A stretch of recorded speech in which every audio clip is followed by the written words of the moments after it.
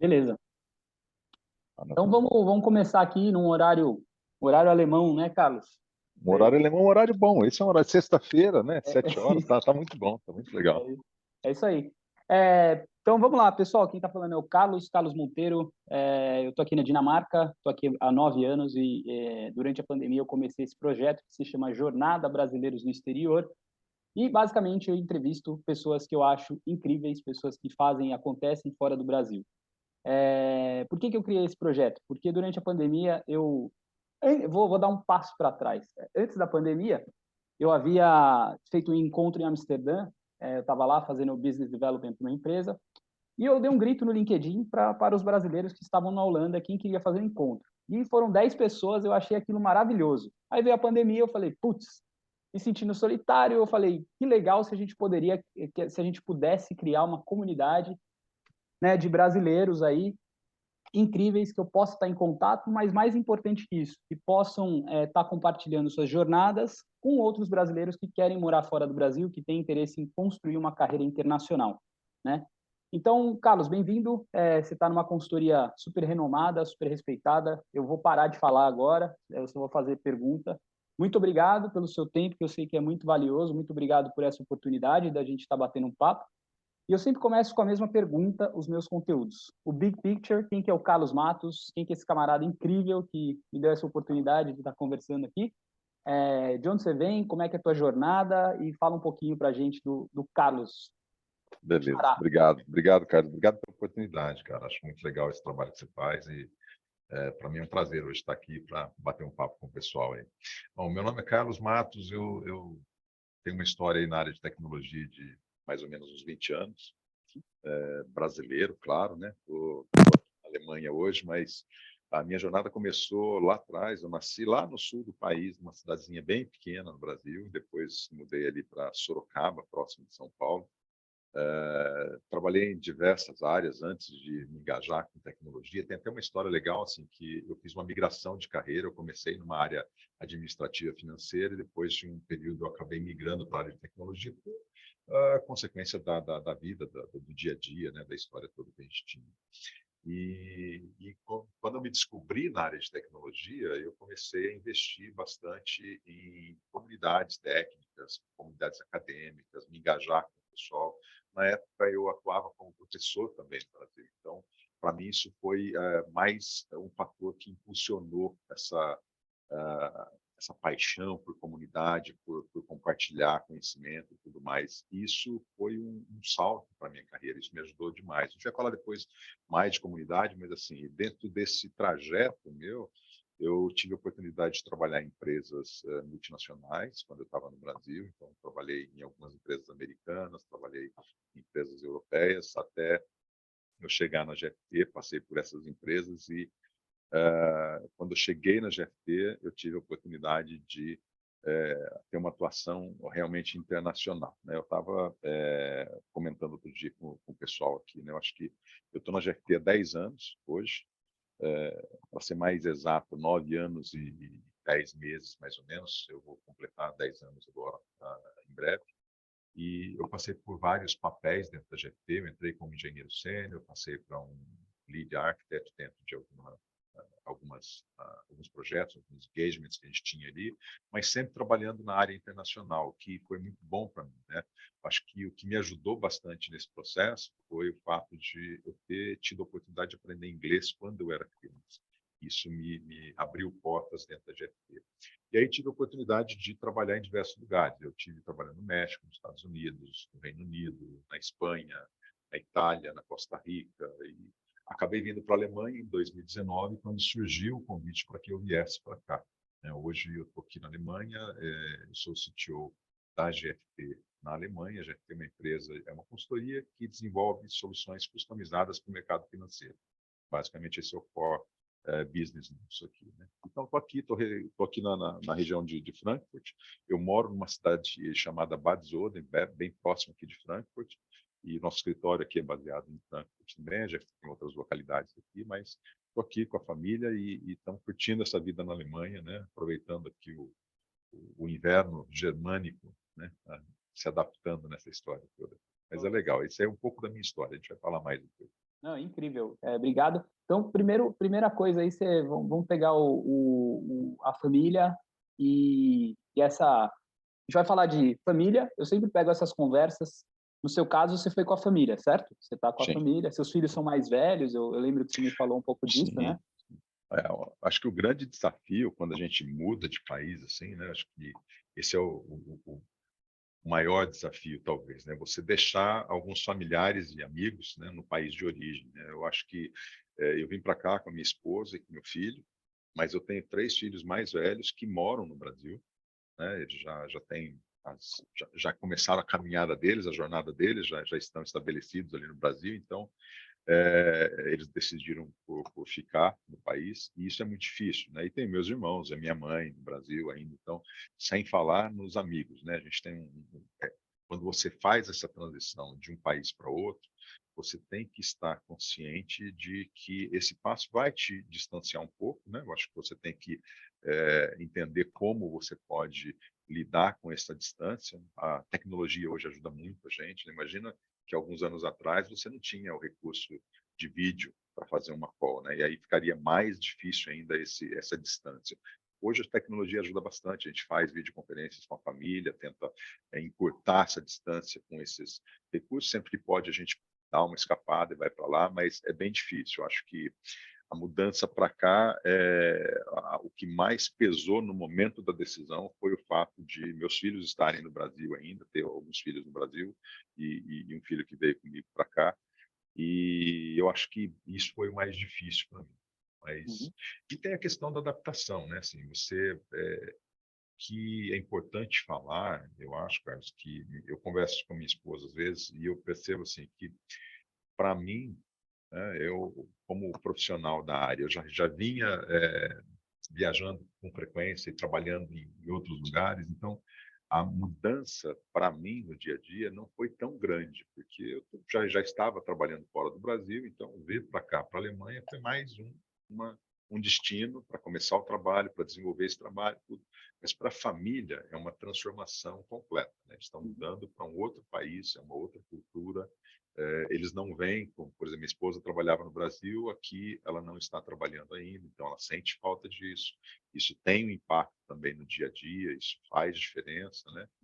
O meu filho teve que se adaptar na escola, construir de novo um círculo de amigos e buscar as atividades que ele tinha o hábito de praticar esportes no Brasil. Então, tudo isso acho que faz parte desse processo, né? Eu acho que torna o desafio mais difícil um pouquinho.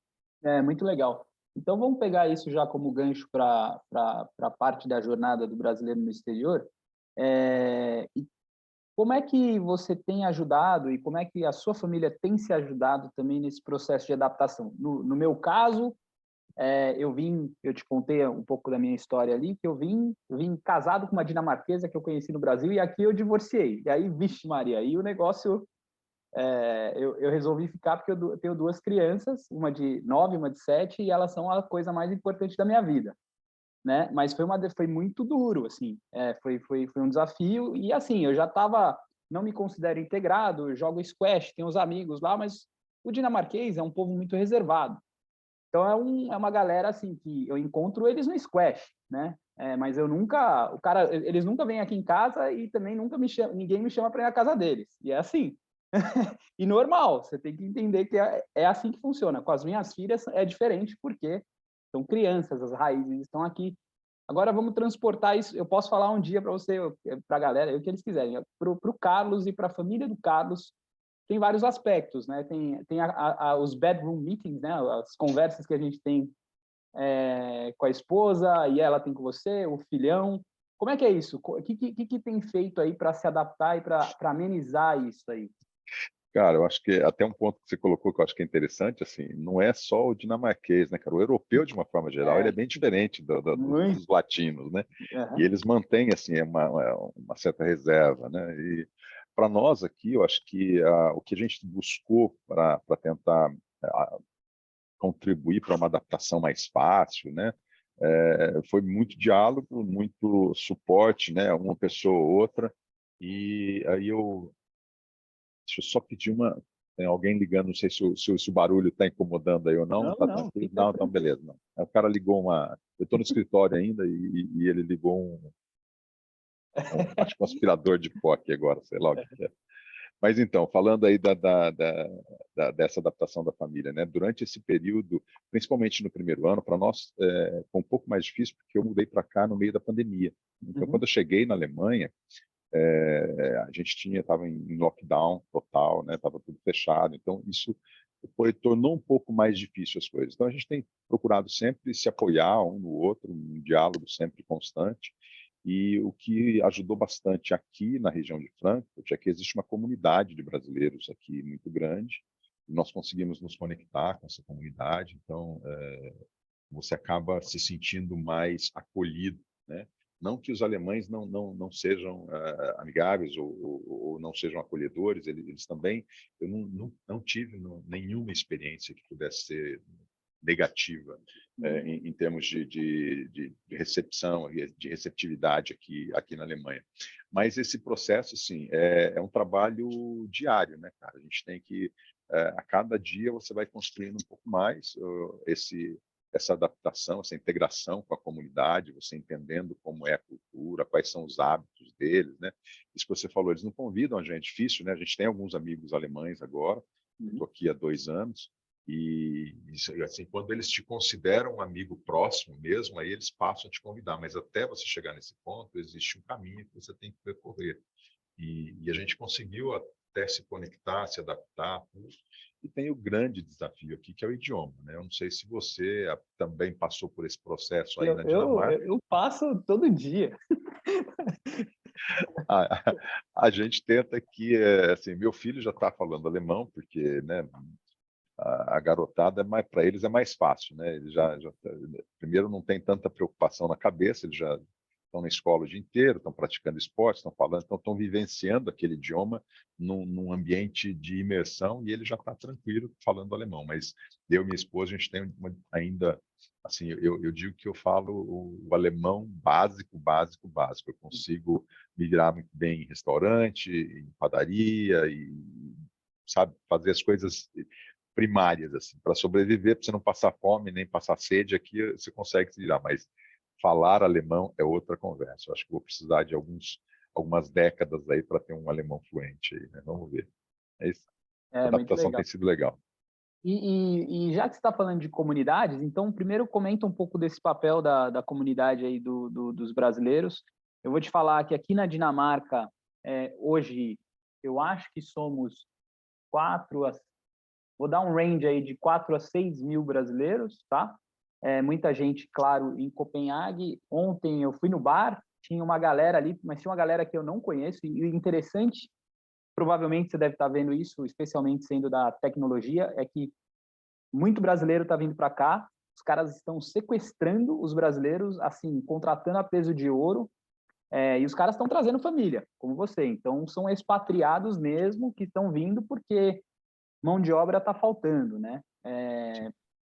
Acho que esse é um ponto interessante, se der tempo para a gente falar, mas essa comunidade de brasileiros aí é uma galera que trabalha, como é que é? Hoje eu estou vendo que tem uma galera muito boa. Quando eu cheguei, era uma galera que às vezes eu falava, putz, e não estou falando mal de brasileiro, mas tinha vezes que, assim, eu não me envolvi muito. Tinha gente que eu falava, bom, acho que não tem muito a ver, sabe? Então, enfim. Não, assim, a gente, eu tenho dito com a minha esposa aqui que nós tivemos sorte. Assim, nós nos conectamos com um grupo de brasileiros aqui na região que a gente mora, tem um grupo grande de brasileiros. A maior parte deles trabalha na área de tecnologia, então isso também aumenta essa integração, fica mais fácil para você trocar, porque os caras estão assim, né, na mesma área que você, então acaba aproximando mais. Outros trabalham na indústria farmacêutica, outros trabalham em telecomunicações, em empresas de engenharia, em indústria automobilística. Então, tem uma galera assim, tá um pouco distribuída, mas a grande maioria na área de tecnologia. Eu acho que até o fato de você encontrar muitos brasileiros na área de tecnologia, você tem 2 fatores. A escassez de mão de obra qualificada no mercado, isso é claro, em todo o mundo inteiro sofre hoje com a escassez de mão de obra na área de tecnologia, então eles estão abrindo as portas mesmo. A Alemanha mesmo tem vários programas de incentivo para que você venha para a Alemanha. Aqui você tem um desafio maior, porque muitos profissionais que estão vindo para a Alemanha, as empresas, no momento de contratação, já esperam que eles tenham pelo menos um domínio intermediário do idioma alemão. Não são todas as empresas que abrem as portas para profissionais que falam apenas o inglês, né? Mas, enfim, tem oportunidade para todo mundo, mas eu acho que essa escassez de mão de obra e uma coisa que é interessante que eu tenho observado, não só aqui na Alemanha, mas em outros países por onde eu passei, o brasileiro ele tem uma reputação muito positiva em relação ao trabalho. Tá? Isso eu acho muito legal. Eu tenho, assim, eu já escutei depoimentos de executivos de grandes empresas por onde eu passei, e eles sempre têm uma percepção muito positiva de que o brasileiro é o profissional que é o doer, aquele cara que se entrega realmente, que faz, que está comprometido com o trabalho, e isso acho que é muito gratificante para a gente saber que o mundo aqui fora, né, tem uma visão tão positiva do brasileiro com relação à profissão. Né? Eu acho que isso é bem bacana. E aqui eu não tenho um número exato de brasileiros que estão nessa comunidade. Eu entendo que é uma comunidade grande, porque a última reunião que eu participei com eles aqui, nós tínhamos cerca de 25 famílias. Bastante então, família. acho que tem bastante gente aqui. Tá? E o pessoal, assim, todo mundo se apoia, porque acaba sendo a sua segunda família, né, quando você está aqui no exterior. Isso ajuda bastante, porque uma hora você precisa de um apoio, você está precisando até de referência, olha, estou procurando um médico para essa especialidade, alguém vai te indicar, eu preciso resolver algum problema no escritório de imigração, como é que eu faço? Então, todo mundo tenta estar lá à disposição, ajudar, tem famílias com crianças pequenas, então a gente ajuda, às vezes tem a esposa está olhando a filha de um amigo porque eles estão com algum outro compromisso, alguma outra coisa. Então, essa comunidade de brasileiros acaba se tornando a sua segunda família, o seu apoio aqui fora. Acho que isso é bastante importante. Acho que isso é muito legal que você está falando, porque, de novo, Europa, Brasil, né? No caso, eu cara, tive um casado aqui na época, você não tem a cultura do europeu com relação às crianças, você deve lembrar no Brasil, é comum você também, pelas relações de trabalho que a gente tem, é muito comum a gente ter alguém que ajuda em casa e a família está por perto. E essa rede de apoio aqui na Europa, eu diria que, eu não sei se isso é uma coisa exclusiva do Brasil, talvez dos Estados Unidos, eles devem ter também, gente que trabalha em casa, né? Mas aqui na Europa, cara, é bem raro isso, né? De você ter uma ajuda de uma empregada, uma au pair ali. A au pair ainda custa muito mais, né? Aqui, essa rede de apoio é super importante. Não sei como é que você vê, né? Não, eu acho que isso realmente faz uma diferença enorme, né? O meu filho, né, não é mais criança, ele já está com 19 anos, tudo, a gente não tem essa necessidade, mas a gente observa assim, brasileiros com crianças pequenas que realmente dependem da ajuda de um de outro. Primeiro porque eu acho que aqui fora, o que você comentou, assim, o serviço aqui fora, né, é muito caro. Então, no Brasil, eu acho que nós somos mal acostumados, né? No Brasil, você tem frentista para te atender no posto, você vai lavar o seu carro, normalmente, eu tinha um lava-rápido que eu ligava, eles buscavam meu carro na empresa, levavam, lavavam, traziam de volta. Quando eu ia lá, você sentava, tomava uma cerveja, ficava lá conversando e tal. Cara, isso não existe aqui, né? A gente não tem nada disso aqui. Você não tem uma empregada, uma diarista, é caríssimo, você não consegue manter isso aqui. Eu acho que isso faz uma diferença, é uma das mudanças que você sente como brasileiro. Você chegar aqui e falar, opa, cadê, né? E aquele jardineiro que vinha aqui para cuidar para mim dessa aqui? Não, cara, é você que tem que ir lá, é você que tem que botar a mão na massa. Então, muda bastante. Muito legal. E para a mulherada, cara, eu vou te falar uma coisa, né? Tem um problema, um desafio ainda maior, porque manicure e cabeleireiro aqui, Caro demais, rapaz, é é caro. demais, é caro. Oportunidade, né? Porque é isso, esse tipo de serviço aqui na Dinamarca, velho, os caras que fazem, os caras que cano, sabe esses negócios, encanamento. Eu não sou o handyman, meu perfil não é o cara que vai, eu odeio Nem IKEA, eu. velho. Ok, vai na IKEA, puta, eu quero morrer aqui. não está nada pronto, né? Então, se montar uma cadeira, tem uma que está sem braço até hoje, a cadeira da frente aqui, ela está sem braço. Tem um amigo meu da África do Sul que o cara vem em casa me ajudar, já deixa a cerveja dele e fala, ó, tá aqui. Dá uma força lá. Resolve, resolve. Porque, para mim, eu não sou esse cara, assim, tipo, é uma coisa que eu não faço, eu não ponho muita energia, vamos colocar assim, para aprender também, sabe? Não, é difícil. E é uma mudança grande para a gente. Eu lembro quando eu cheguei aqui, foram os amigos, os brasileiros daqui, que me ajudaram, porque o primeiro apartamento que eu fiquei era o apartamento que a empresa estava disponibilizando para que eu pudesse me adaptar nos primeiros meses, né? E era um apartamento mobiliado, tudo certo. Mas depois a gente escolheu um apartamento para que a gente mudasse, um apartamento definitivo, e esse apartamento não era mobiliado. Então, vamos para o IKEA, compra-se tudo, chega lá e aí sim. Cara, eles entregam para você, com a pandemia, para você ter uma ideia, eles não colocavam dentro do imóvel, eles deixavam na porta do prédio. E aí você tinha que pegar na porta do prédio e levar para dentro de casa. E depois você tinha que montar tudo. E aí, assim, quem nos ajudou foram os amigos que já estavam aqui, que já faziam parte dessa comunidade e que, nesse momento, já entendiam da dificuldade que a gente tinha nesse processo e foram lá e se disponibilizaram para ajudar. Então, acho que essa rede de relacionamentos aqui fora, né, é fundamental para o seu processo de adaptação, né? Porque muitas vezes a gente chega aqui e você não sabe o que você tem que fazer, né? Você está num país estranho, né? E é diferente, por mais que você saia do Brasil, né? Quando eu estava fazendo o processo para pegar o visto para vir para a Alemanha, você passa por toda aquela, né, vai reunir documentação, vai submeter isso para uma empresa especializada, eles vão submeter para o consulado, você vai lá, faz a entrevista, tudo, e você acha que acabou. Né? Você fala, não, agora está tranquilo, né? E está só começando, cara. Quando você chega aqui, tem outra bateria de procedimentos administrativos que você tem que passar, tudo. Então, a importância dessa rede de contatos aqui é muito grande, porque todos eles já passaram por isso, né? E aí eles conseguem te dar ali o caminho das pedras, eles vão te mostrar, assim, ó, vai por aqui, não vai por ali, fala com esse departamento, procura essa pessoa, e isso te ajuda muito nesse processo. Acho que foi bem legal esse trabalho. Muito legal. Carlos, vamos falar um pouco da carreira, dessa construção. A gente está falando de comunidade, de rede de apoio, então vou pegar isso um pouquinho como gancho aí para a gente falar sobre a construção da tua carreira. E você é um cara que eu gostei demais, foi que você me contou um pouquinho do teu início de jornada sobre produção de conteúdo. Você é um cara que tem um viés muito forte para educação, sempre produziu conteúdo.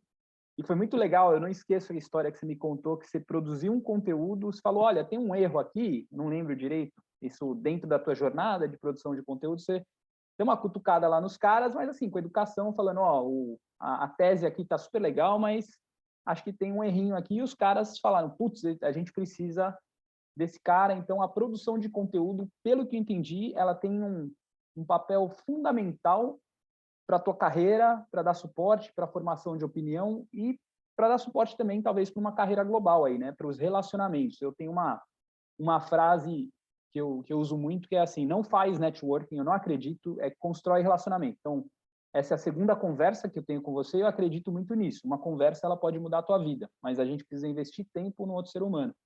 E produzir conteúdo, o papel de produção de conteúdo e do relacionamento. Então, eu queria que você falasse um pouquinho sobre a sua carreira e o papel da produção do conteúdo na tua carreira, como é que você se engajou nas comunidades aí para estar onde você está hoje. Não, perfeito, cara. Para falar disso, eu queria, assim, só para contextualizar o pessoal que está assistindo. Opa, cara, eu tô na água aqui ainda só, mais tarde.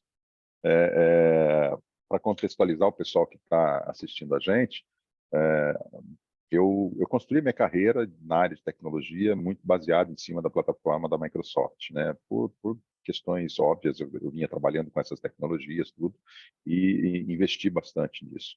E a Microsoft tem 2 programas de reconhecimento de profissionais que trazem contribuições relevantes para a comunidade técnica e comunidade acadêmica. Um desses programas é o programa do profissional mais valioso, né, o Most Valuable Professional, o MVP. O outro programa é um programa chamado Regional Directors, E os dois programas têm características semelhantes, né? São programas distintos, mas eles basicamente reconhecem profissionais que tiveram uma contribuição voluntária e de qualidade para as comunidades técnicas, acadêmicas, né? Que tem um reconhecimento da comunidade técnica como uma referência dentro desse ambiente. E eu tive assim, o prazer, né, a honra de participar do programa MVP por 12 anos, entre 2003 e 2016, passando por diversas categorias dentro desse programa, e eu continuo como membro ativo do programa Microsoft Regional Directors desde 2017. Mesmo aqui na Alemanha, quando eu vim para cá, eu continuei ainda no programa e tenho continuado o meu engajamento com as comunidades. E aí, como é que começou tudo isso? Porque tem muita gente que pergunta para mim assim, mas como é que você se tornou MVP a primeira vez? Como que aconteceu isso, né?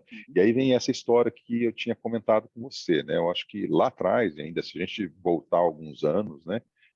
E são muitos anos, né? Eu diria, até naquela época a gente não tinha a mesma quantidade e qualidade de conteúdo que hoje você encontra na internet. Então, naquela época, nós ainda dependíamos muito de literatura mesmo, de buscar livros. Muitas vezes eu importava livros quando eu estava no Brasil, então eu saía de Sorocaba, ia para São Paulo, comprar um livro importado para poder estudar, para entender como a tecnologia funcionava, e aí depois eu conseguia aplicar aquela tecnologia no meu trabalho, e eu entendia que muitas pessoas também tinham as mesmas necessidades e precisavam buscar alguma fonte de conhecimento nesse sentido, e nem todos tinham oportunidade de adquirir livros importados. E eu assinava uma revista, na época era uma revista muito popular, focada na plataforma Microsoft, e existia um profissional altamente reconhecido já no mercado naquela época, o Mauro Santana. O Mauro tinha escrito um artigo para essa revista, com a primeira versão, era um beta do .NET Framework que estava saindo na época, e o Mauro escreveu um artigo, e eu fui reproduzir o artigo, como eu sempre fazia, como assinante da revista. Eu lia a revista, eu reproduzia os artigos para eu poder aprender, para eu poder desenvolver, e eu identifiquei um problema, e eu falei, cara, eu vou escrever para a revista e vou alertá-los que existe não era um erro no artigo, o artigo estava perfeito, mas a própria Microsoft, de uma versão beta para outra, ela quebrou um contrato, então quem tentava reproduzir não conseguia resolver o problema, e eu tentei explicar isso de uma forma bastante didática no e-mail que eu enviei para a revista, porque o meu maior medo era assim, eu vou mandar um e-mail, os caras vão olhar e falar assim, quem que é esse caipira de Sorocaba que está aqui para falar alguma coisa do artigo que o Mauro escreveu, né? Então, eu procurei ser assim, bastante didático nesse processo, para poder ilustrar isso para eles. E, para minha surpresa, assim, logo depois que eu mandei esse e-mail, eu redigi um texto explicando tudo isso e falando alguma coisa, e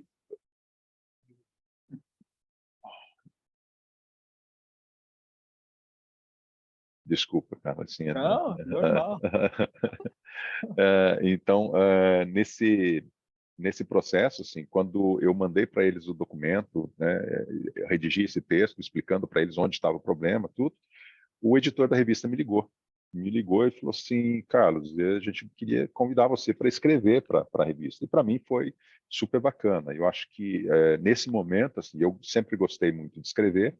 Eu passei a escrever artigos técnicos para essa revista, sempre com o objetivo de compartilhar as experiências que eu tinha no dia a dia, nos projetos que eu estava trabalhando, nos projetos que eu estava engajado, e isso foi fundamental para a projeção da minha carreira, né? Isso contribuiu de uma forma muito significativa, porque a primeira vez que a Microsoft assim, pegou a atenção do trabalho que eu vinha fazendo junto às comunidades, né, fazendo palestras nas universidades e escrevendo artigos técnicos e contribuindo com sites, foi porque um desses artigos que eu escrevi na época foi compartilhado numa sessão de um site da Microsoft, na época chamava-se Sharepedia, era dentro do MSDN Online, e ele teve 35 mil downloads únicos, que na época era um número muito expressivo. Ainda download, é coisa pra caramba. E isso projetou bastante o meu nome dentro da comunidade. Então, muita gente passou a me seguir, passou a acompanhar o trabalho que eu fazia, tudo, e me abriu portas, né? Então, eu consegui, daí, com isso, convites para fazer palestras em outras universidades, saí do círculo de onde eu estava ali na região de Sorocaba e passei a fazer palestras em São Paulo, em Campinas, no Rio de Janeiro, e aí começou essa trajetória. E isso foi me mantendo sempre nessa lista da Microsoft, e com isso você vai construindo esse networking, porque imagina, quando eu fiz isso a primeira vez, o meu objetivo era de compartilhar com os meus alunos, eu era professor na época, compartilhar com outros colegas, e aí eu consigo um contato de uma revista. Essa revista me projeta para outros contatos. Aí eu consigo a atenção da Microsoft. A Microsoft me projeta ainda mais dentro da comunidade, me abre as portas para que eu pudesse participar de congressos, de conferências na área de tecnologia, onde você acaba tendo mais oportunidades, né? E isso me ajudou bastante. Eu acho que sem essa etapa de produção de conteúdo, eu passei muitos anos escrevendo artigos antes da gente conseguir ter assim, esse volume que tem hoje na internet, mas eu tenho muitos artigos publicados em diversos lugares, né? Eu acho que isso... E aí as pessoas que me ajudaram também nesse processo, tem muitos profissionais que contribuíram com esse período, né, dentro do programa MVP, encontrei outros brasileiros, né? E é um grupo ainda muito unido, é um grupo que a gente tem contato até hoje, tudo, então é muito bacana, acho que isso é muito importante.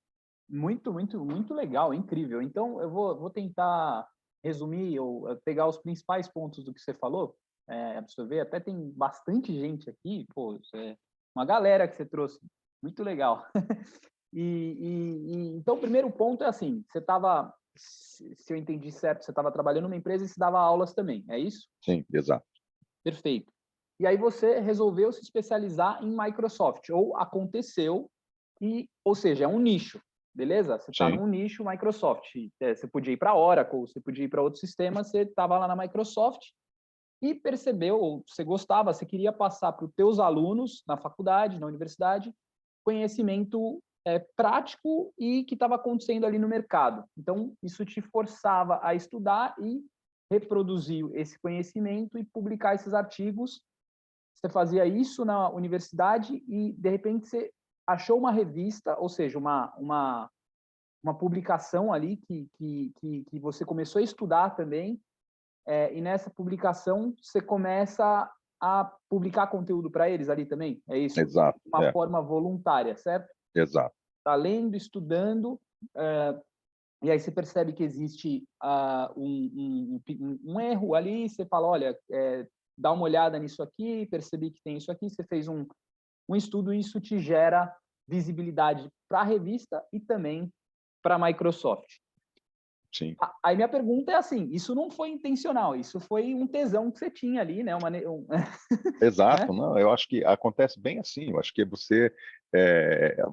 eu costumo dizer o seguinte, cara, que motivação vem de dentro, né? Eu não consigo motivar ninguém, eu consigo inspirar as pessoas a buscarem algum objetivo, alguma meta, mas o Carlos não consegue gerar motivação numa outra pessoa. Ele consegue, talvez, provocar reflexões e provocar inspiração nessa pessoa. E eu sempre fiz esse trabalho de compartilhar, primeiro porque eu acho que nós aprendemos muito mais quando você tem que escrever sobre qualquer assunto. Se você for escrever um artigo hoje, seja qual for o tema, se você vai desenvolver um artigo, você vai ter que pesquisar. É Você tem difícil, que cara. buscar informações, você tem que planejar o que você quer escrever, construir um artigo que seja interessante, tudo, e aí você vai publicar. Isso já te traz um resultado muito positivo, que é você aprimorou o seu conhecimento em cima daquele tema, que já é algo significativo.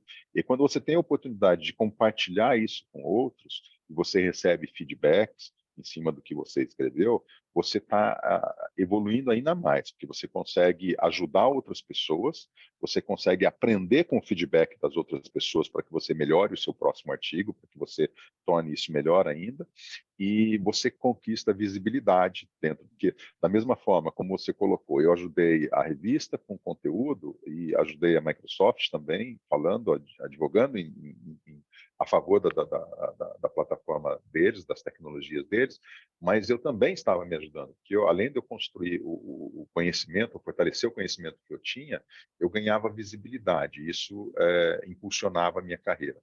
Isso era o que me ajudava bastante. E a Microsoft, assim, não, estou aqui, né, a gente fala da Microsoft porque realmente a carreira de mais de 20 anos em cima de tecnologia Microsoft, a gente tem que falar. Eu acho que a Microsoft me abriu muitas portas, né? Quando você chega nesse nível, a gente teve oportunidades de visitar o headquarter da Microsoft todos os anos, como MVP, a Microsoft convida esses profissionais para irem até Redmond, participar de interações diretamente com os grupos de produtos deles. Então, tudo isso amplia o seu networking de uma forma que você depois passa a ter diversas oportunidades. Então, essa construção não é simples, não acontece do dia para a noite. Eu acho que você tem que investir bastante em network. Network é um negócio que, para mim, talvez seja o maior patrimônio nosso dentro da carreira profissional, né? Quando você constrói um networking sólido, você consegue, com isso, ajudar muitas pessoas e também ser ajudado ao longo da sua carreira. Mas é algo que você precisa investir tempo, cara. Você precisa investir, cuidar do seu networking mesmo, né? Não é algo que você faz assim, pô, vou sair adicionando todo mundo no LinkedIn, vou sair adicionando todo mundo. Não, não funciona assim, cara. Você tem que se conectar com as pessoas, você tem que ouvir as pessoas, você tem que abrir também as suas portas para essas pessoas, dar oportunidade para eles, contribuir com alguma coisa realmente de valor e voluntariamente, porque essa troca, ela é mútua. Quanto mais você contribui para a comunidade, mais a comunidade te devolve isso. Eu acho que isso é o grande é o fator que me motiva muito, sabe? Eu acho que isso, eu sempre, até como professor mesmo dentro de sala de aula, eu sinto muita falta de sala de aula. Tive a oportunidade de ficar alguns anos trabalhando com estudantes e esse ambiente é muito rico. É um ambiente de troca constante, é um ambiente onde você aprende muito mais do que o que você pode ensinar para eles, do que você pode entregar para eles.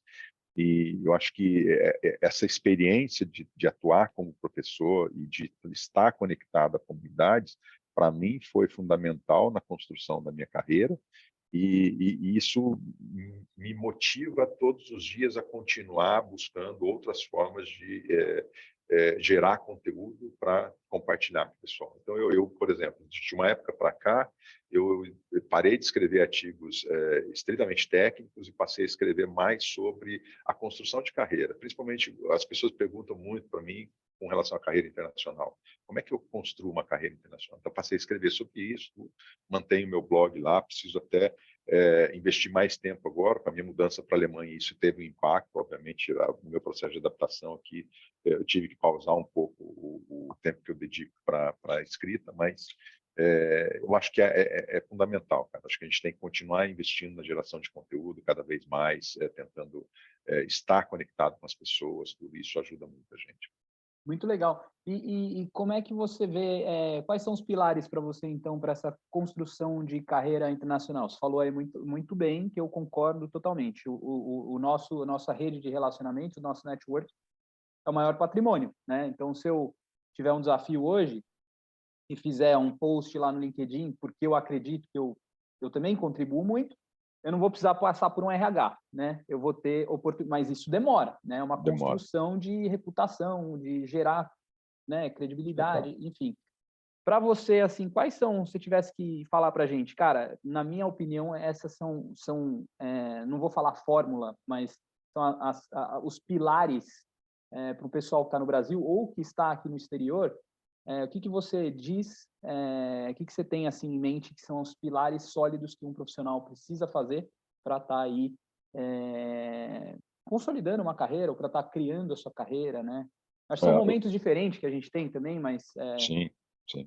né? Eu acho que a gente tem, exatamente como você colocou, acho que a gente tem momentos diferentes e difícil, assim, não existe uma receita, não existe né, um script que é só, seguir isso aqui, você vai conseguir o resultado que você espera. Eu acho que é muito mais no sentido de, vamos colocar da seguinte forma, eu acho que você tem que criar, o que é importante do meu ponto de vista, você tem que criar a sua marca pessoal, né? Você tem que investir na sua identidade pessoal, para o seu universo profissional, você tem que se posicionar, né? Você tem que construir isso. E o que eu mais, assim, se eu olhar para trás, até os erros que eu cometi, e são muitos, viu? Pessoal, para quem está ouvindo agora, ó, presta atenção, cara. Imagina assim, eu saí de uma cidadezinha no interior do Paraná e cheguei aqui, não foi assim, sabe, uma linha subindo só direto, não, cara. Isso aqui teve muitos altos e baixos, muitas quedas, muitos tropeços, né? Acho que todo mundo tem reveses na vida, você precisa trabalhar isso. Então, primeiro assim, construa a sua identidade, construa a sua marca pessoal, invista na sua marca pessoal. Quando eu digo investir na marca pessoal, gente, eu estou falando assim, de você se posicionar como profissional. Estabeleça uma meta para você, onde você quer chegar. Se você está no Brasil hoje e planeja, por exemplo, construir uma carreira internacional, se você sabe aonde você gostaria de ir, se você quer vir para a Europa, ou se você quer ir para os Estados Unidos, se você sabe o país que você gostaria de trabalhar, procure aprender mais sobre a cultura desse país, procure aprender o idioma, se possível.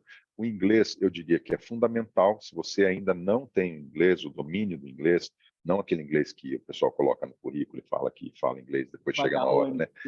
Não. Se você não tem o domínio, o importante é você investir realmente e ter o domínio do inglês, porque ele vai te abrir muitas portas, independente do país onde você for. Mas se você visa, por exemplo, uma Alemanha, se você visa um outro país europeu, se você visa Espanha, você pode investir no espanhol, você pode investir no alemão, enfim, você precisa aprender um idioma para você poder buscar essa carreira internacional. Então, crie a sua identidade, invista nos conhecimentos que você precisa. Uma vez que você define a meta onde você quer chegar, você tem condições de construir um plano, né, passo a passo, o que você precisa para chegar onde você quer. Porque uma coisa que eu percebo, principalmente nos profissionais mais jovens, é esse imediatismo, essa expectativa de conseguir realizar rapidamente alguma coisa. Eu vou te contar uma história. Quando eu entrei na GFT para trabalhar há 10 anos atrás, eu já era um profissional reconhecido no mercado. Eu já havia sido premiado pela Microsoft, eu já vinha trabalhando em empresas internacionais. Quando eu entrei na GFT, eu tracei um plano de 5 anos para que eu conseguisse me posicionar dentro do grupo GFT, para que eu conseguisse construir a minha identidade dentro da empresa e eu conseguisse traçar esse caminho para eu buscar uma posição forte. Então, não é algo que você fala assim, não, pô, vou lá e vou fazer. Não, você tem que ter paciência. Construa a sua marca, invista em você, invista em conhecimento, procure se especializar na área que você atua, buscar, né, como é que você se diferencia, se destaca dentro da multidão. O que faz de você um profissional mais atraente para aquela empresa? Como que você pode desenvolver skills, desenvolver competências que vão te projetar dentro do mercado de trabalho? A área de tecnologia está sofrendo de escassez de mão de obra. Então, existem inúmeras oportunidades para você. Mas tem diversas outras áreas também, não só a área de tecnologia, tem diversas outras áreas que também têm oportunidade.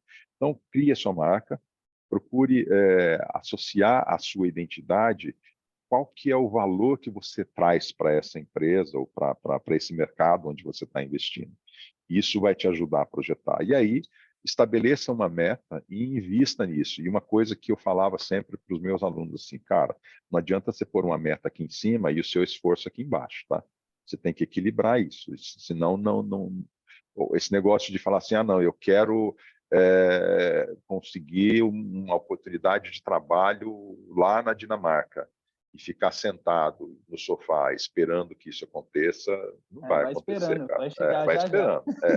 Você tem que correr atrás disso, de fato. Muita gente fala assim, você tem que sentar no banco do motorista, cara, né? Não fica a carreira é sua, você não pode ficar no banco de trás ou no banco do passageiro. Você tem que sentar no banco do motorista e começar a guiar isso, investir tempo, dedicar, focar, para de assistir televisão, vai ler um livro, vai buscar conhecimento, né? Ou assista algo útil, né? Use o seu tempo de forma inteligente. Tem uma coisa que eu acho que as pessoas assim falam, pô, falta de tempo hoje, né? Todo mundo sofre de falta de tempo, tá? Todo mundo. A gente vive numa corrida diária para você conseguir executar o trabalho que você está fazendo, para você conseguir ir na faculdade, para você conseguir atender um curso. Enfim, todo mundo tem as suas responsabilidades diárias. Então, quando você tem um tempo livre, ou assim, o tempo que você não tem que dedicar naquelas tarefas que são diárias e são primárias para você, esse tempo é um tempo que você tem que planejar ele com qualidade. Você tem que ter tempo para sua família, para os seus amigos, para uma vida social, e você tem que ter tempo para investir em você.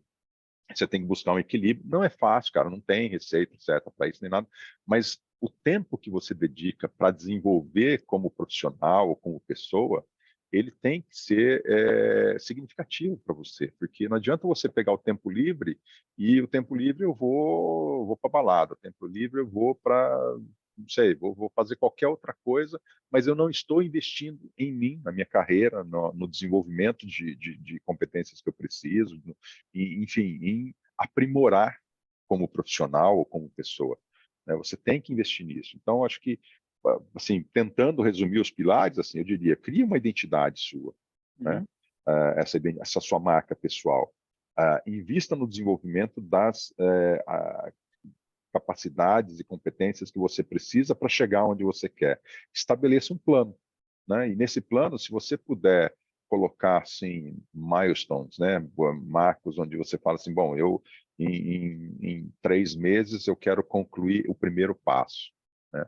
E daqui 6 meses o segundo passo. Você pode fazer um plano de 2 anos, 3 anos, 5 anos, 10 anos, mas se você tiver trilhado esse plano, você consegue saber onde você está indo e como você chega lá, o que você precisa para chegar lá. Eu acho que essa é uma das formas, para mim, foi o que resolveu. Tá? Dá para não ter conta no LinkedIn em 2023, 2022? Não, de jeito nenhum, cara. De jeito nenhum, imagina. Você tem que ter conta no LinkedIn e outra coisa, cara, não me bota aquelas fotos, né? Tem gente que bota foto deitado, né? Ou bota a foto que estava na academia, sem camisa, fazendo pose no espelho, né? Tira foto do lado do vaso de planta. Não, não, cara, não faz isso, pelo amor de Deus. É uma rede de networking profissional, é uma rede que você está. É o que a gente está falando aqui, é criar sua marca, né? Se você bota no LinkedIn uma imagem errada, você está automaticamente afastando as empresas que poderiam te enxergar como um potencial candidato para uma vaga deles. As empresas olham para isso, os outros profissionais olham para isso, a comunidade está olhando para o LinkedIn. Então, você precisa se posicionar de uma maneira correta, de uma maneira realmente profissional. É uma rede profissional. Não uso o LinkedIn como o Facebook, não uso o LinkedIn para fazer, para postar curiosidades ou coisa assim, fica no Facebook, cara, se você quer fazer isso aí, não vem para o LinkedIn. Então, mas no LinkedIn você tem que ter o seu perfil, você tem que manter ele atualizado, você tem que investir bastante nisso, porque é a sua marca, é você aí, ó, o Carlos está compartilhando aqui, é você fazendo, aí, ó, isso é, cara, como é Contratado, que contratado. de que forma, né, cara? Isso Ai, é, meu é Deus. surreal. Eu acho que a É gente não pode surreal. fazer. Você tem que construir a sua identidade, cara. E rede social, tem até uma das minhas palestras, eu falava muito sobre rede social, porque o pessoal muitos não se preocupam com o conteúdo que eles estão compartilhando nas redes sociais e eles esquecem que as empresas estão olhando para isso, né? É o primeiro ponto. O cara vai lá dar um Google, né, Carlos? O cara dá um. Exato. Já era. Aí, cara, não adianta você falar assim, você chega lá na empresa, você fala assim, não, cara, eu sou um profissional dedicado, focado, eu não bebo, não fumo, não, né? Aí o cara vai lá na sua rede, você tá o tempo inteiro só canequeando, festando e tudo mais. Não, cara, não faz isso. Toma cuidado com isso, né? É, Aquilo ali é uma janela para o mundo, né? E principalmente se você está falando de construir uma carreira internacional, o seu perfil nas redes sociais ele é fundamental para isso, né? As empresas vão buscar. Cara, eu como diretor aqui, como CTO aqui na GFT, eu busco profissionais com frequência. Ou às vezes o time de recrutamento vem para mim e fala assim: ô Carlos, a gente está analisando esse profissional aqui, você pode dar uma olhada no perfil dele? A primeira coisa que eu vou fazer, cara, é entrar no LinkedIn e buscar o cara. e vou lá e vou olhar, vou saber o que ele passou. E muitas vezes, cara, a impressão que você tem, a primeira impressão, ela pode te fazer perder uma oportunidade que seria importante para você, uma oportunidade boa. Porque se eu entro na rede social de um candidato que está aplicando para uma vaga na empresa que eu trabalho, e na rede social eu vejo que ele tem um comportamento que não está alinhado com o perfil de profissionais que eu espero ver dentro da empresa, eu automaticamente vou descartar esse profissional. Né? Acho que a gente não pode, e por mais que você fale assim, não, a gente precisa, não pode só olhar a rede social. Cara, não adianta. Se você é quem você está se mostrando lá na rede social. E eu acho que tem uma coisa muito interessante no que você está falando, na minha opinião, porque eu vejo assim, o mercado, especificamente a gente vai falar de tecnologia, mas tecnologia é tudo hoje, se a gente for, né? Tudo hoje vai ter AI, vai ter um monte de transformação, já está tendo. Cara, não tem mais nada a ver com a faculdade, na minha opinião, né? A faculdade é uma coisa que eu acho que o cara até vai olhar, mas eu acho que se você tem boas ideias, se você é um cara que propõe coisas ali e você tem uma impressão interessante na rede social, você é levado a sério. A tua universidade, eu acho que ela não vai contar tanto a mais, especialmente nesse mercado tech que eu vejo hoje, sabe? Tem gente, eu vou falar o nome, tem gente de Uninove que eu conheço, de Unip, que os caras estão bem, sabe? Que antigamente, na época que eu estava...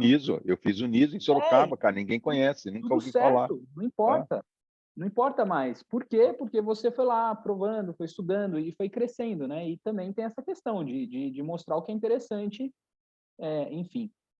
E uma outra coisa, vamos colocar agora, vou falar de universidade também. Por exemplo, recentemente, a GFT, aqui a empresa, subsidiou um programa de educação executiva para que eu participasse de um programa de CTO dentro da Universidade de Berkeley, na Legal. Califórnia. É uma universidade renomada.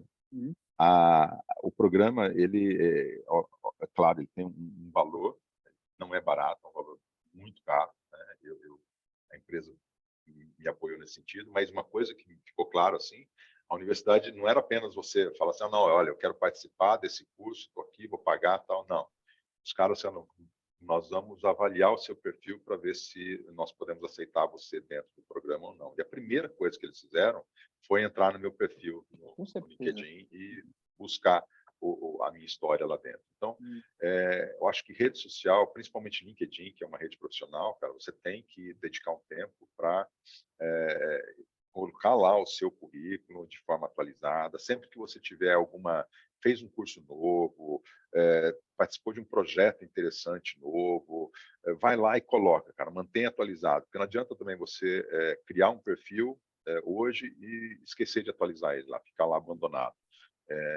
A sua vida profissional, ela evolui diariamente, então você precisa manter isso atualizado. Você invista nisso. De novo, é investimento na sua marca pessoal. É isso que é importante para você. Perfeito. É assim que você vai conseguir projetar. Perfeito. Muito legal. Acho que o meu ponto, assim, só para complementar o que você está falando, é que o currículo, ele olha o passado. O LinkedIn, ele é um currículo vivo, ele é um polvo, né? Então, você está ali trocando ideias. Lógico que eu vou publicar isso aqui, foto, tal, não sei o quê. Por quê? Porque é isso, né, cara? A gente está conversando, publicar ideias. Eu quero que a minha rede veja que eu estou propondo coisas, falando com gente legal, enfim. Então, acho que essa sua dica é mega valiosa. Carlos, é o seguinte, a gente ainda tem, acho que são 10 pessoas aqui, eu sempre gosto de abrir um espaço para a galera pular dentro aí, trocar uma ideia. Não é todo dia que dá para ter uma oportunidade para estar falando com alguém como você aqui. Então, pessoal, da minha parte aqui, é isso. Então, o Wilson já tem a primeira levantada de mão. Construção, deixa eu ver. Wilson, seja muito bem-vindo, muito obrigado. Eu vou te liberar o seu áudio. Cola aí, Wilson Justo. Opa, tudo bem aí, Carlos? Tudo bem? Os dois Carlos aí, né? Ô, Wilson. Prazer. Tudo bem, Carlão? Prazer enorme falar com você, meu velho. Puta, nem fale, cara. Eu tive a oportunidade de assistir uma parte, principalmente o início aí, quando o Carlão recebeu o primeiro MVP, então tenho muito orgulho de ter pelo menos presenciado. E o Carlão sempre também uma grande referência para mim. Mas, Carlão, Você falou aí da sua chegada, do suporte que você teve dos brasileiros e tal, e com relação assim ao ambiente de trabalho mesmo, como que foi a recepção do pessoal? Eu entrei aqui uns 5 minutos atrasado, não sei se de repente eu perdi isso, mas como que foi a recepção do pessoal mesmo? Eu vi até o Carlos falando, por exemplo, da receptividade na Europa, de uma forma geral, o pessoal um pouco mais distante e tal. Eu tive algumas vezes aí, mas sempre a passeio, para fazer as provas lá que eu gosto de fazer, mas nunca trabalhei, nunca tive um convívio. Como que foi isso no ambiente de trabalho mesmo? Como que foi essa interação? O pessoal te recebeu bem, ou recebe bem os brasileiros? Como que é isso? Sim, Obrigado, sim, viu, sim, gente? sim. Sensacional o espaço aí. Obrigado a você, Wilson. Fico muito contente de ver você aí. Cara, eu acho que sim, eu fui muito bem recebido aqui. Um comentário que eu fiz no início é que a gente tem observado, não só aqui na Alemanha, mas de uma forma geral, você sabe, eu tive a oportunidade de trabalhar nos Estados Unidos, no UK, tudo. O brasileiro ele tem uma imagem muito positiva como profissional. Eu já ouvi feedbacks altamente positivos sobre profissionais brasileiros aqui no exterior. Eles enxergam o brasileiro como o cara que é aquele cara que se entrega no trabalho, né? Porque o europeu, o americano não, porque o americano também é um pouco workaholic, mas o europeu ele não tem esse perfil. Então ele olha para o brasileiro e ele reconhece essa dedicação, esse comprometimento. E a receptividade dentro do ambiente de trabalho, eu acho que ela existe. É claro, assim, você tem dois cenários diferentes. Então, por exemplo, eu mudei para a Alemanha trabalhando dentro da mesma empresa. Então, o time da Alemanha já me conhecia, conhecia o trabalho que eu vinha desenvolvendo na área internacional dentro da GFT. Então, isso facilitou muito para mim. Obviamente, se você chega aqui, as pessoas já te conhecem. Eu já tinha vindo para a Alemanha algumas vezes antes de eu me mudar para cá, então muitos profissionais já me conheciam, tudo, mas de qualquer forma a gente passa por um processo de adaptação. Mas a receptividade foi muito grande, foi muito boa, nunca tive problema nenhum. E você tem o cenário do profissional que ele aplica para uma vaga, para uma empresa que ele não tem uma história dentro da empresa, ou a empresa não conhece ele, então ele passa por um período onde é crucial a dedicação dele para ele construir o espaço dele, né, o trânsito dele dentro daquela empresa. Não é uma tarefa fácil, você sempre é aquele momento em que você está totalmente fora da sua zona de conforto. Você está ali, você tem que provar o seu valor para aquela empresa que contratou você. Normalmente aqui na Europa eles têm períodos mais longos de experiência, que chegam até 6 meses em alguns dos países, e durante esses 6 meses a empresa está avaliando você, assim como você está avaliando a empresa também. Mas a receptividade dos profissionais aqui em relação aos brasileiros é muito boa. E eu diria até que quando você passa por um processo de seleção, a empresa já está avaliando você e considerando todo o risco ou né, o potencial risco de você não corresponder às expectativas dele. É muito difícil uma empresa aprovar você no processo internacional e trazer você, né, apoiando você no processo de visto e tudo, trazer você para a empresa e ela não te dá o suporte necessário. Normalmente, nesse processo de expatriação, as empresas te ajudam na chegada, vão te dar, normalmente o pacote envolve um imóvel para você morar nos primeiros 2, 3 meses, 4 meses, dependendo da negociação, vão te apoiar com todo o processo de visto, e dentro da empresa eles vão tentar te fazer se sentir o mais confortável possível para que você possa mostrar o seu potencial. Eu diria que é muito positivo esse processo, cara. Muito legal. Pessoal, para quem quiser, eu tenho infelizmente, mais 3 minutos para perguntas, porque eu tenho uma outra live. Inclusive, eu dou aula, mentoria de LinkedIn, para quem precisar aí, só me adicionar no LinkedIn e a gente troca uma ideia, mas eu não vou ficar vendendo meu jabá agora. Perguntem. Só colocar ali, né, Carlos? Isso é importante também. Não, é importante, fundamental. LinkedIn hoje, eu acho que, cara, eu tive a oportunidade de conseguir grandes contatos dentro do LinkedIn, eu acho que é muito, muito legal. Com certeza. Enquanto a gente está esperando a pergunta, eu diria o seguinte, cara, Tem uma galera que às vezes ouve, tem gente que, quando eu estou fazendo palestra, principalmente os jovens, eles falam assim, mas Carlos, você teve, né, um monte de oportunidade, você estudou, cara, lembra, vou voltar de novo, cara. Eu nasci numa cidadezinha pequena, eu perdi meu pai, infelizmente eu perdi meu pai quando eu tinha 10 anos de idade. Minha vida não foi fácil, cara, então todo mundo tem os seus problemas, velho. Não reclama para mim, não vem com mimimi, não. Vai para cima, encara a vida, seja perseverante, se dedique, não desista, sabe? Aquele negócio de você buscar. Se você quer ter... Tem uma frase que é muito legal, assim, de um autor americano chamado Larry Winget. Ele escreve vários livros falando sobre carreira, tudo, e ele tem uma frase que ele fala que o seu sucesso é sua culpa. Né? E assim, interpretando isso, assim, o seu sucesso ou o seu fracasso é sua culpa, cara. Não adianta você olhar para qualquer outra pessoa e falar, o meu chefe, a universidade, o curso, o idioma é isso, o idioma... Cara, olha no espelho. E olha no espelho e fala, cara, você não fez o que você deveria fazer para você atingir a meta que você estabeleceu para você mesmo. É isso que você tem que fazer, cara. Faça esse exercício. Isso é legal.